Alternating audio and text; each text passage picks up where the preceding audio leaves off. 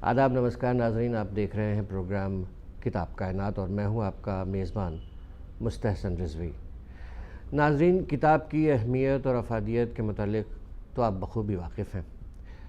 इसमें मज़ीद गुफ्तगू को छोड़ते हुए आज जिस किताब पर हम बात करने जा रहे हैं, गुफ्तगू करने जा रहे हैं, वो किताब है महात्मा गांधी। JB कृपलानी की लिखी हुई किताब है जिसका तर्जुमा लक्ष्मी चंद्र यास ने उर्दू में किया है। ये दो हिस्सों में पर मुश्तमिल है। एक में उनकी ज़िंदगी और दूसरे हिस्से में उनके अफ़कार पर बात की गई है। इस किताब पर गुफ्तगू करने के लिए हमारे दरमियान मौजूद हैं डॉक्टर महज़र रज़ा साहब। आप जामिया मिल्लिया इस्लामिया से आपकी PhD है और आप गालिब इंस्टीट्यूट से। डॉक्टर महज़र रज़ा साहब, आपका हमारे प्रोग्राम में खैर मक़दम है। बहुत शुक्रिया।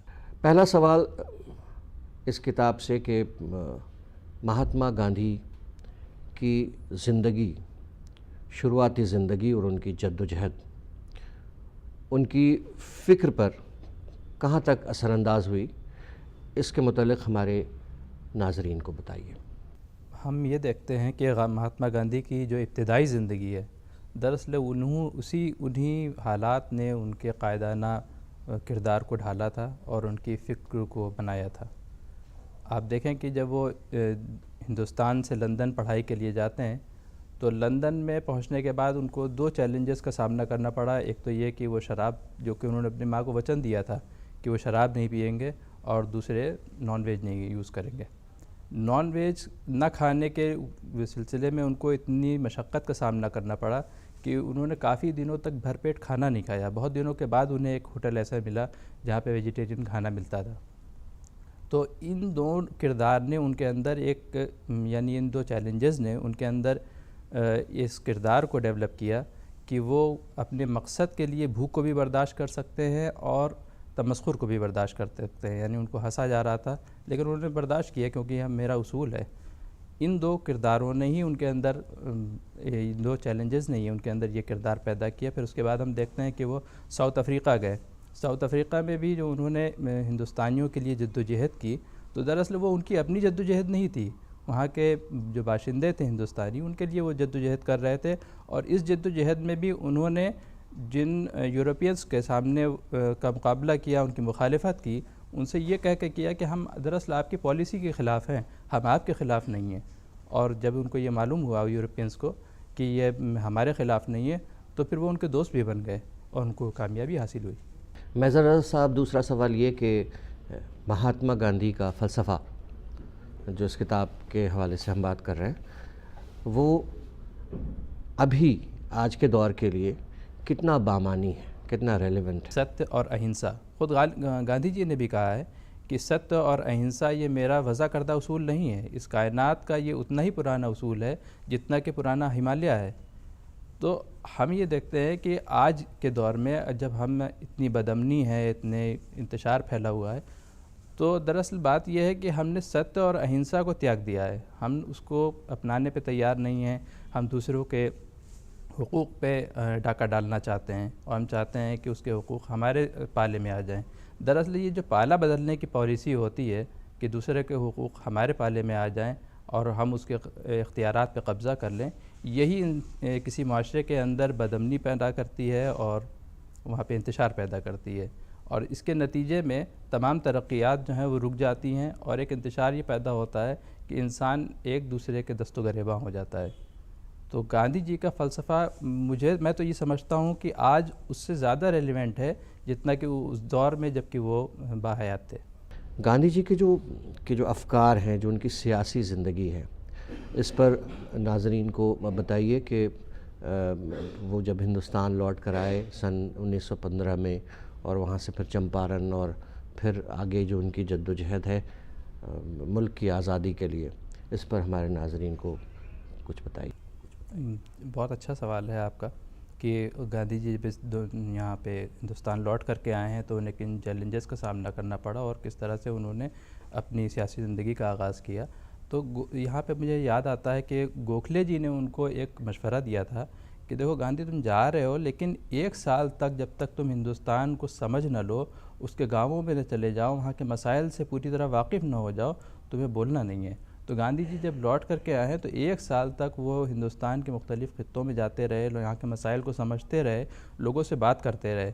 फिर आप देखें कि चंपारण की मुहिम सामने आती है। चंपारण के ऊपर भी जब उनसे ये कहा गया, एक बहुत ही मामूली सा किसान जो अनपढ़ भी था, राजकुमार शुक्ल नाम था उसका, वो गांधी जी से मिलता है और कहता है कि आपको चंपारण चलना चाहिए, वहाँ पे आप किसानों के हालात देखिए कितने नागुफ्ताबे हैं। तो गांधी जी ये कहते हैं कि मैं जब तक कि अपनी आँखों से देख नहीं लूँगा, जब तक कि मैं कोई फ़ैसला नहीं करूँगा, कोई स्टैंड नहीं लूँगा। गांधी जी चंपारण जाते हैं और वहाँ पर जाने के बाद वो उसके बाद स्टैंड लेते हैं, वहाँ पे जद्दोजहद करते हैं। अब यहाँ पे फिर उनकी वही हिकमत अमली को हम देखेंगे कि जब उन्हें वहाँ पे इस चैलेंज का सामना करना पड़ा, तो अच्छा चंपारण जो है वो इसलिए भी बहुत अहम हो जाता है कि ये हिंदुस्तान का पहला सत्याग्रह था। तो अब वहाँ पे जब ये इन्हें इनके इंतज़ामिया ने इनकी मुखालिफत की और इनको कोर्ट तक लेके गई, तो वहाँ पे वकील बहुत तैयार होकर के आए थे कि हम गांधी जी को ये दलील देंगे, वो दलील देंगे, और जब देखते हैं कि उनकी सारी दलीलें धरी रह गईं, जबकि गांधी जी ने खुद ही एक्सेप्ट कर लिया कि हाँ मैंने ये सब किया है और मैं इसलिए आया हूँ ताकि यहाँ के हालात देखूँ और इनके हुकूक़ की बात को रखूँ सामने। तो उसके बाद आप ये देखिए कि गांधी जी ने तमाम हालात को अपनी नज़र से देखा। मैं यहाँ पे रोकना चाहूँगा। मेरे जहन में जो एक सवाल आया कि जो सत्याग्रह गांधी जी ने शुरू किया वो एक नए किस्म की मुखालफत थी, जो एक आमने सामने का टकराव नहीं होता था, बल्कि ख़ुद को ही वो कर देते थे। तो इसके मुकाबले आने पे एक नई दुश्वारी बल्कि इंतज़ामिया को, ब्रिटिश इंतज़ामिया के सामने आई कि ये तो साहब ये तो ख़ुद ही अपनी बात मानने को तैयार हैं। जी जी, ये एक तरह से उनके ऐसी सिचुएशन थी जिसके लिए वो तैयार नहीं थे। यानी आप बदअमनी फैलाएं, आप नारे लगाएं, आप ढेले चलाएं, पत्थर चलाएं, इसके लिए तो इंतज़ामिया हमेशा तैयार रहती है क्योंकि उनको बराबर इसका तजुर्बा रहता है। गांधी जी ने जो उनके सामने बॉल डाली थी वो बिल्कुल अपनी नौयत की एक गुगली जिसे कह लीजिए आप तरह की, कि वो चौकन्ना रह गए कि ये हमें करना क्या है। ये शख्स आता है और अदालत में ये नहीं कहता कि मैं बेकसूर हूँ, ये कहता है कि हाँ मैंने कसूर किया है, मगर इस कसूर के पीछे मेरा ये फ़लसफ़ा है, मेरी ये दलील है, आप इसको समझें। उसके बाद आप ये देखिए कि जब गांधी जी ने एक जगह पे ख़ुद ये कहा है, एक बहुत अच्छा जुमला है उनका, कि ये बात मुझे तजुर्बे से मालूम हुई है कि आप फ़रीक़ मुखालिफ के साथ अगर इंसाफ का रवैया रखें तो आपको इंसाफ जल्दी मिलेगा। अच्छा, आप यही देखिए कि आप उनको इसी फ़लसफ़े ने उनको साउथ अफ्रीका में कामयाबी दिलाई, चंपारण में भी इसी रवैये ने उनको कामयाबी दिलाई, क्योंकि जब वो किसानों की बात कर रहे थे तो ज़मींदारों के ख़िलाफ़ नहीं थे। उन्होंने ये सख्त हिदायत दी थी किसानों को कि तुम्हें जो भी बात कहनी है वो सच बात कहनी है, ये नहीं है कि मेरे ऊपर इससे ज़्यादा बढ़ा चढ़ा के नहीं बताना है, तुम्हें सच बात कहनी है। और इसके नतीजे में ये हुआ कि जो ज़मींदार तबका था उसे अपनी गलती का एहसास हुआ। अब अगला सवाल ये कि महात्मा गांधी जो लिबास पहनते थे, इलाक़ाई लिबास और इलाक़ाई ज़बान पर उनका बड़ा ज़ोर था कि मुल्क में घुल मिल के उसी ज़बान में और उसी अंदाज़ में बातचीत की जाए ताकि बात अंदर तक पहुंच सके। तो वो जो लिबास पहनते थे या जो कि उनका तरीक़ा था, जिस तर्ज पे वो रहते थे, उस पर मतलब मेरा कहने का मतलब ये कि उनकी फ़िक्र से वो किस तरह से जुड़ा हो। ये बहुत आम सवाल हो जाता है और हमें दरअसल उनके इसके पीछे जो उनकी फ़िक्र थी उसको दरियाफ़्त करने की ज़रूरत है। वो ये है कि दरअसल हम मकामी किस चीज़ को कहते हैं, मकामियत किस चीज़ का नाम है, यानी ज़बान के सिलसिले में हो या फिर वो लिबास के सिलसिले में हो। तो मैं जहाँ तक समझ सका हूँ वो ये है कि मकामियत किसी चीज़ की नक़ल न करने का नाम ओरिजिनल शक्ल में रहने का नाम है। यानी आप जो है कोई फ़ितरी अमल है, आपकी फ़ितरी ज़बान है तो वो इलाक़ाई ज़बान है, और फ़ितरी लिबास है वो इलाक़ाई लिबास है। तो किसी हिंदुस्तानी के अंदर उस वक्त तक सेल्फ़ कॉन्फिडेंस डेवलप ही नहीं हो सकता था जब तक कि वो यहाँ की ज़बान और यहाँ के लिबास को ना अपना ले। यानी इसका मुतबादिल तो सिर्फ ये था कि आप अंग्रेज़ों का लिबास पहन लें, उनकी ज़बान बोलने लग जाएं, तो आपको उसकी जिद्दोजहद ही कहाँ रह गई, तो आप तो खुद वही बन गए जिनसे आप निजात हासिल करना चाहते हैं। तो गांधी जी ने पहले तो इंसान के अंदर उसके लिबास के ज़रिए से उसके अंदर कॉन्फिडेंस कैसे पैदा हो और उसकी गुफ्तगू के ज़रिए से उसके अंदर कैसे कॉन्फिडेंस पैदा हो, इस चीज़ को दरियाफ़्त कर लिया था और इसी के ऊपर वो कारबंद रहे। अब आखिरी सवाल ये कि महात्मा गांधी ज़िंदगी और अफ़कार, ये जो जे.बी. कृपलानी की किताब है, ये महात्मा गांधी को समझने में कहाँ तक मुआविन साबित होती है? अब ये कमाल की किताब है। मैं तो ये कहूँगा कि मतलब हर शख्स को ये किताब ज़रूर पढ़नी चाहिए और इसकी वजह यह है कि हमारे सामने गांधी जी की खुद नविश्त भी मौजूद है। उन्होंने जो खुद नविश्त अपनी लिखी तलाश हक़ के नाम से, और वो तमाम ज़बानों में, हिंदी में भी मिल जाती है, उर्दू में भी डॉक्टर आबिद हुसैन ने उसका तर्जुमा किया है। लेकिन उसके बावजूद इस किताब की अहमियत कहीं से कम नहीं होती। उसकी वजह यह है कि गांधी जी के बहुत से अफ़कार हैं जिनकी तहों तक हम नहीं पहुँचते हैं कि इसके पीछे फ़िक्र कौन सी काम कर रही है। बहुत से मशहूर फ़िक्रे हैं जो चल पड़े हैं कि गांधी जी का फ़लसफ़ा हमारा साथ इसलिए नहीं दे सकता क्योंकि एक तमाचा एक गाल पे मारो तो दूसरा सामने कर दो, ये कैसे हो सकता है। ये दरअसल इस तरह की बातें हम लोग इसलिए करते हैं कि हम उनके फ़लसफ़े को समझ नहीं पाएँ। बुनियादी बात यही है। हाँ जी, ये किताब जो है गांधी जी को और उनकी फ़िक्र को समझने में बहुत मुआविन है, यानी उनकी फ़िक्र सारी परतें हटा देती है। अच्छा, फिर ये है कि कृपलानी जी जो है जिस वक्त गांधी जी लौट करके आए हैं उस वक्त से उनके साथ हैं, और चंपारण में तो कृपलानी जी का बहुत ही अहम किरदार था। वहाँ पे जब क़याम भी रहा कृपलानी जी के साथ, और फिर कृपलानी जी अपनी जॉब छोड़ करके आश्रम आ गए, गांधी जी के साथ काम करते रहे, तो उन्हें बहुत करीब से देखने का मौका मिला। और कृपलानी जी की भी एक अहम बात यह है कि वो हर जगह पे गांधी जी से इत्तेफाक नहीं करते हैं। उन्हें बहुत जगहों पे लगता है कि मेरी फ़िक्र जो है वो गांधी जी से अलग है, लेकिन इसके बावजूद वो अपने आप को अलग करके गांधी जी के फ़िक्र और उसके फ़लसफ़े को समझना चाहते हैं, और समझना ही नहीं चाहते हैं, उन्होंने उस किताब में बिल्कुल वजाहत के साथ बयान कर दिया है। किताब को 2 हिस्सों में तकसीम किया है। एक में जैसा कि आपने फरमाया कि उनकी ज़िंदगी है, दूसरे में उनके अफ़कार हैं, और दोनों में इतनी शफाफियत के साथ गांधी जी का किरदार उभर के आता है कि किताब अपनी बेमिसाल हो जाती है। तो नाज़रीन, ये था इस शुमारे का पहला हिस्सा जिसमें हम जे.बी. कृपलानी की किताब महात्मा गांधी पर गुफ्तगू कर रहे थे। हमारे साथ थे डॉक्टर महज़र रज़ा साहब। आप हमारे प्रोग्राम में आए, आपका बहुत बहुत शुक्रिया। तो नाज़रीन, इसके साथ ही अब हम चलते हैं प्रोग्राम के दूसरे हिस्से में, जहां हम एक हिंदी की किताब पर गुफ्तगू करेंगे। गोल्डी मीट मटन मसाले, जो आपके हाथ का मटन खाए जिंदगी भर आपका हो जाए। रिश्ते बनाए गोल्डी मसाले। नाजरीन, प्रोग्राम के दूसरे हिस्से में एक बार फिर से आपका खैर मकदम है। आप देख रहे हैं प्रोग्राम किताब कायनात। जैसा कि आप जानते हैं, हम इस प्रोग्राम के दूसरे हिस्से में हिंदी की एक किताब पर गुफ्तगू करते हैं। तो आज जिस किताब पर हम गुफ्तगू करने जा रहे हैं वो है देशभक्ति की कविताएं। नरेंद्र सिंह ने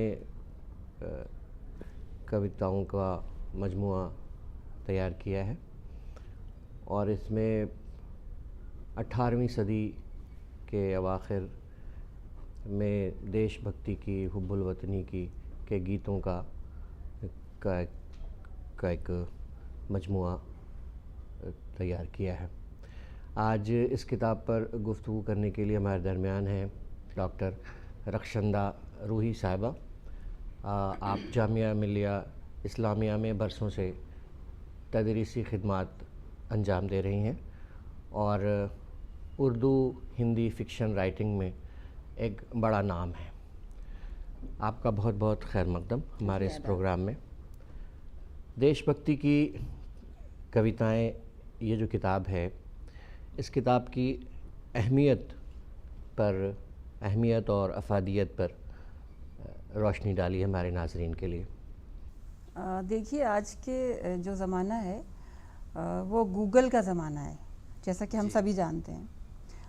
कोई भी मदद लेनी होती है तो हम सबसे पहले फ़ोन में या अपने लैपटॉप में गूगल को सर्च करते हैं। जी जी। लेकिन एज ए टीचर मैंने ये महसूस किया है कि जो इसमें हम सर्च करने के बाद जो रिज़ल्ट पा रहे हैं वो बहुत हद तक गलत होते हैं। कभी कभी ये वर्तनी आई मीन स्पेलिंग की गलतियाँ बहुत हैं, हिंदी में तो ज़्यादातर होती हैं क्योंकि उनके फ़ॉन्ट अलग होते हैं। तो किताब का होना इसलिए लाजमी है कि बच्चों को जब हम देशभक्ति की कोई बात बताएंगे तो कविता के थ्रू बताएंगे। मुझे लगता है कि कविता बहुत ही सशक्त माध्यम होता है। किसी भी बात को कहने के लिए अगर सादी ज़बान में कहते हैं तो उसका असर ज़्यादा नहीं होगा, लेकिन कविता या शायरी का असर बच्चों पे देर पा होता है। और देशभक्ति के गाने तो हम बचपन से सुनते आ रहे हैं। आप भी उससे वाकिफ़ हैं और मैं भी वाकिफ़ हूँ। और मुझे आज भी वो इसके कवर पेज पे जो एक ख़ास कविता दी गई है वो मैंने बचपन में क्लास 5 में पढ़ी थी, और जो ही मैंने इसको देखा तो मुझे वो बचपन की टीचर भी याद आ गई। मिसिज़ सिन्हा हमें पढ़ाती थी, तो उन्होंने ये कविता हमें याद करा दी थी। पुष्प की अभिलाषा, माखन लाल चतुर्वेदी की ये कविता है। और इसमें जो 2-4 बंद हैं उसके मैं पढ़ के सुनाऊंगी, मुझे बहुत अच्छा लगेगा अगर मैं इसको पढ़ती हूँ। चाह नहीं है मैं सुरबाला के गहनों में गूंथा जाऊँ, चाह नहीं प्रेमी माला में गूंथा जाऊँ, चाह नहीं सम्राटों के शव पर हे हरि डाला जाऊँ, चाह नहीं देवों के सिर पर चढ़ूँ भाग्य पर इठलाऊँ, मुझे तोड़ लेना वनमाली उस पथ पर देना तुम फेंक, मातृभूमि पर शीश चढ़ाने जिस पंथ पर जाएं वीर अनेक। ये आपको भी याद है। तो ये कविता का जो एक मोड है या माध्यम है या ज़रिया है वो बहुत ज़रूरी है हर उम्र के लोगों के लिए, जबकि आपको भी याद है। तो मैं इस किताब को समझती हूँ कि ये आज के दौर की बहुत इम्पॉर्टेंट, बहुत महत्वपूर्ण किताब है। अच्छा, इस किताब में जो मैंने भी पढ़ी हैं और आप ने भी पढ़ी हैं, कुछ अहम कविताओं पर बात करते हैं जी। तो कुछ बताइए। एक तो ख़ास बात यह है कि इतनी छोटी सी किताब है, देखिए इसमें पेजेस भी ज़्यादा नहीं हैं, तकरीबन इसमें 179 पेजेस हैं, लेकिन इसमें जो कविताएं हैं वो 106 हैं।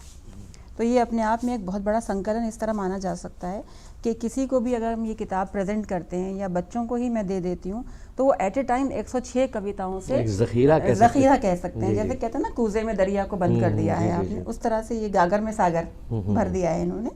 और नरेंद्र सिन्हा जी की तो मैं बड़ी इस तरह से प्रशंसा करना चाहूँगी कि एक बहुत ही बेहतरीन किताब और बहुत ही तमाम जवाहरात को इकट्ठा करके रत्नों को उन्होंने हमें दिया है। तो मैं सजेस्ट करूँगी कि इसको आप सब ज़रूर पढ़ें। जी, इनमें कुछ अहम कविताएं जो आपको पसंद हो या लगता हो आपको कि वो बहुत ज़रूरी हैं आज के दौर के लिए, आज के बच्चों के लिए। देखिए, कविताएं तो कविताएं होती हैं, किसी भी कवि को ले लीजिए, उसके मन की बात उसमें छुपी होती है। लेकिन जहाँ से स्टार्ट हो रही है ये किताब, वो पहली ही कविता उनकी है भारतेंदु हरिश्चंद्र की, जो भारत दुर्दशा को बता रही है कि उस समय हमारा भारत कैसा था। तो बच्चों को सबसे पहले पहली कविता से ये अंदाज़ा हो जाएगा कि 18वीं शताब्दी में भारत की दुर्दशा किस प्रकार हो रही थी, क्या हमारा राजनीतिक, क्या हमारा सोशल सिनेरियो था, और किस प्रकार से हम कुछ धार्मिक भी धाराएं चल रही थी उस समय, आप जानते हैं।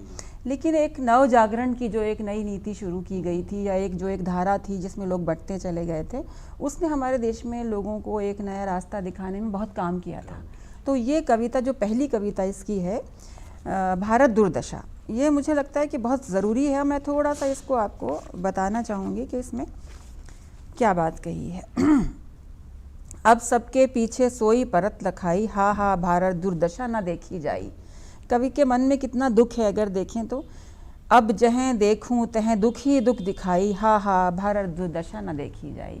इसी प्रकार से पूरी कविता में अंग्रेज़ों के राज्य के बारे में बात किया है कि अंग्रेज़ों ने किस प्रकार हमारा नुकसान किया, कैसे किस तरह से हमें एक शर्मिंदगी के दौर में ले जाके छोड़ दिया था।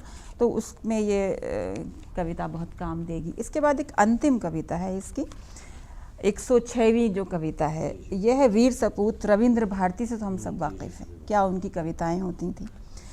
अब ये गंगा पे लिखा है और हिमालय पे लिखा है। गंगा बड़ी है, हिमालय बड़ा है, तुम बड़ी हो या धरती बड़ी है, तुम सरहदों पर रात दिन जला रहे मशाल हो, तुम इस मुल्क की आँख हो, हाथ पैर हो, हाथ पैर हो।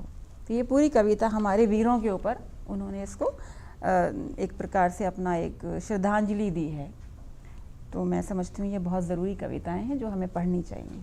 महात्मा गांधी की शख्सियत, नाजरीन, जहाँ मुल्क की बात हो, हिंदुस्तान की बात हो, भारतवर्ष की बात हो, मुल्क की आज़ादी की बात हो, वहाँ खुद ब खुद एक नाम आ जाता है जिसे महात्मा गांधी कहते हैं। जी पढ़िए इस कविता को। नहीं, उन्होंने नाम भी बापू दिया है। जी, जी। महात्मा गांधी भी दे सकते थे, लेकिन बापू क्योंकि एक तरह से हमें प्रिय थे बहुत प्रिय थे। और ख़ास करके एक जो नई जनरेशन थी जिस ज़माने में, यंगस्टर्स जो थे हमारे नवयुवक, वो बापू ही कहा करते थे। तो ये भरत व्यास जी की कविता है और ये काफ़ी तवील है, बहुत लंबी है, कई पेजेस में है। उसको पूरा पढ़ने में तो पूरा आपका प्रोग्राम ख़त्म हो जाएगा। मैं उसके कुछ बंद पढ़ देती हूँ। जो बल था उनकी वाणी में, बल वह नहीं हथौड़ों में। बड़ों बड़ों में ढूंढा पर ना गांधी मिला करोड़ों में। वो अपने बारे में ही इसमें लिखते हैं। वह धोती वह घड़ी लकुटिया चुनी हड्डियों का ढांचा, जिसमें ढली आत्मा यह वह था विशेष विधिवत सांचा। कम बोले अरु करे अधिक, जो कम बैठे और चले अधिक। कम ले जो विश्राम कि उस जिसके दिन का सूरज वहीं ढले। ऐसा मनुष्य इकाई में कहाँ खोजते जोड़ों में। बाल ना बांका हुआ किंचित 40 कोटि आबादी का। आज़ादी को यहाँ घेर कर लाया धागा खादी का। भौतिक बल के बलवानों ने निर्बल का बल तब रखा, जब अबोध गति से घर घर में घूमा गांधी का चरखा। अब कितनी सारी चीज़ें यहाँ पर ये इसके अंदर शामिल कर लेते हैं। आज के मौजूदा दौर में इस किताब की अहमियत को अगर आप बताएं कि कितनी ज़रूरी है कि इस किताब को पढ़ना चाहिए और इसका मैसेज जो है वो हमारे कितने काम का है, कितना अहम है। तो ये आज के दौर की बहुत ज़रूरी, बहुत इम्पॉर्टेंट किताब है। मैं सजेस्ट करूँगी सबको, आपको भी करूँगी, घर लेकर जाइए।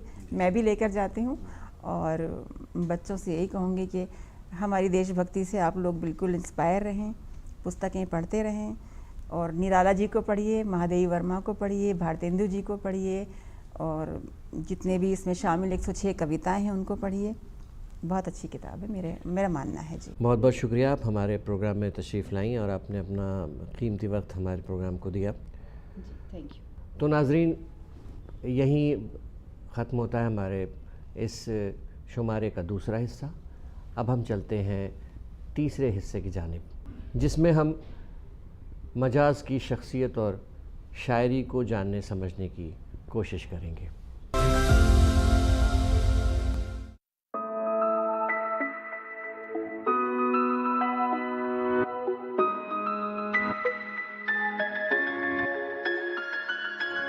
मजाज का पूरा नाम असरारुल हक है। 19 अक्टूबर 1911 को जिला बाराबंकी यूपी के कस्बे रुदौली में पैदा हुए। इब्तदाई तालीम गांव में हासिल की, मैट्रिक लखनऊ से किया और इंटरमीडिएट के लिए सेंट जॉनसन कॉलेज आगरा में दाखिला लिया, लेकिन किताबों से बेरग़बती की वजह से फेल हो गए। इसके बाद आगरा में ही उन्होंने शायरी शुरू कर दी और शहीद तखल्लुस इख्तियार किया। फ़ानी बदायूनी से इस्लाह लेने लगे। इसके बाद 1935 में वो अलीगढ़ आ गए। बीए और एमए की तालीम वहीं मुकम्मल की। दौरान तालीम अलीगढ़ मैगजीन के एडिटर भी रहे, लेकिन मजाज इंतहाई कम उम्री में शराब की लज्जत में ऐसे गिरफ्तार हुए कि फिर बाहर ना निकल सके। ज़ाती मसाइल, इश्क व मोहब्बत में नाकामी और मुफलिसी ने उन्हें जिस्मानी एतबार से बहुत कमज़ोर कर दिया था। बिलाखिर कसरत मैं नौशी की वजह से 5 दिसंबर 1955 को उर्दू के इस अजीम शायर की ज़िंदगी का चराग हमेशा के लिए गुल हो गया। मजाज का पहला शेरी मजमुआ 1938 में आहंग के नाम से मंजर आम पर आया। आहंग का तीसरा एडिशन शब ताब के नाम से इशाअत पजीर हुआ, जबकि इसका चौथा एडिशन 1949 में साज़ नौ के उन्वान से मंजिल इशाअत से हमकिनार हुआ और 1952 तक मजाज ने जो कुछ कहा वो आहंग के नाम से दोबारा शाये हुआ। मजाज का कलाम मिक़दार के एतबार से कम है, लेकिन मेयार के एतबार से इंतहाई अहम है। मजाज की नज़में उनकी गज़लों के मुकाबले में ज़्यादा मशहूर हैं। आवारा, रेल, इनकलाब, सरमायादारी, ख्वाब सहर, हुस्न इश्क और नज़र अलीगढ़ वगैरह उनकी ऐसी नज़में हैं जो आज भी ज़बान ज़द ख़ास व आम हैं। मजाज बुनियादी तौर पर रुमानी शायर हैं, लेकिन उनके मज़ामीन में तनव्वु है। इश्तराकी नज़रिए से वाबस्तगी के बावजूद मजाज ने अपनी शायरी में गुलामी से आज़ादी, इंसानी अज़मत और जुल्म व ज़्यादती के ख़िलाफ़ शदीद ज़हनी रद्द-ए-अमल का इजहार किया है। मजाज के यहाँ इंसानी जज्बात की भरपूर अक्कासी मिलती है। वो शख्सियत की तामीर में दरपेश मसाइल का बहुत बारीकी से मुताला करते हैं, खा उसका ताल्लुक़ जज्बे इश्क से हो या माश से। वो इसे पूरे फ़नी आदाब के साथ शेर के पैकर में ढालते हैं। मेहनत से ये माना चूर हैं हम, आराम से कोसों दूर हैं हम, पर लड़ने पर मजबूर हैं हम, मजदूर हैं हम, मजदूर हैं हम। मजाज के यहाँ मस्ती है और खुशी भी।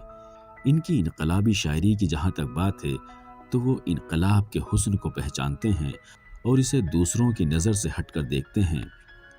तेरे माथे पे ये आंचल बहुत खूब है, लेकिन तू इस आंचल से एक परचम बना लेती तो अच्छा था।